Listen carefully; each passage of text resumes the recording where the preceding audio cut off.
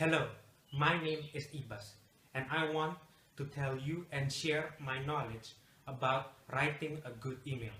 Now, email is very important. In this modern day of age, it has become part of everyday life, especially in a business communication. I know from my experience that it is very important for all of us to understand on how to write a good email.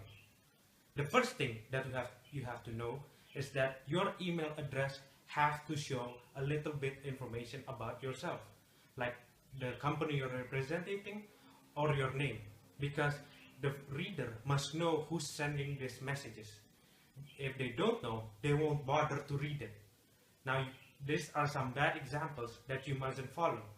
Do not use words like bad boys or something that doesn't reflect on who you are. It has to have information about yourself. Don't use if you have to use number, do not use your favorite numbers, because this doesn't show anything about yourself. If you must use numbers, then I suggest use your birthday, but do not use your phone number or your address, because this is personal information and might endanger you. The next thing you gotta know is who you're sending this email to. If you're sending it to a friend, then you can use friendly words. But if you're sending a formal email, then use an intonation that will not upset the reader. You have to know who you're sending it to. If it's your boss, don't use everyday languages to them. The next thing that you gotta know is the subject line. Most people just skip through this or just skim through it or just write anything they want. But this subject line is very important. Some people receive might be millions of emails every day, and they don't have time to read all of them. If you want to capture their attention or give information to them, then use simple information on the subject line. If it's an invitation, then write down the event, the date, and the time inside the subject line, so they have time to get your information.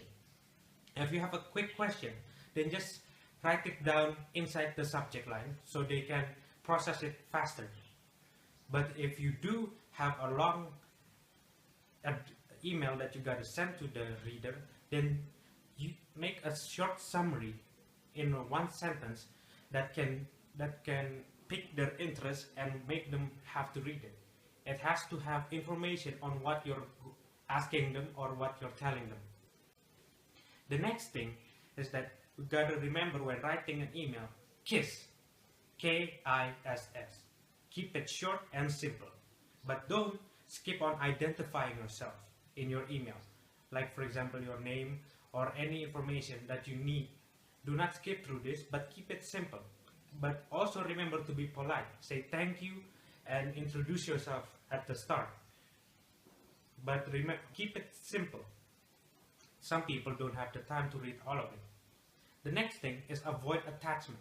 Now, unless you're sending a report, like 30 pages report, and it's important that they receive it, then you can send using attachment. But if it's only a one-page report or one-page message, do not send it using an attachment.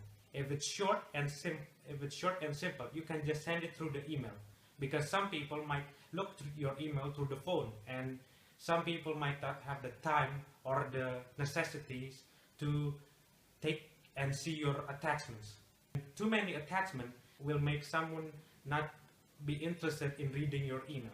So keep it simple and avoid attachment if possible. The last thing that we have to know is the send button. Now, this is very powerful. The send button cannot be reversed. You can't take back what you already sent. So before you send, you must check before you click. Remember that, because once you send it, you cannot take back what you just said.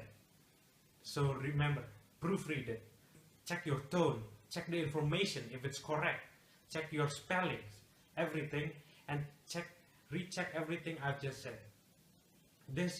All of these tips will help you in creating a good email that people will want to read. Thank you.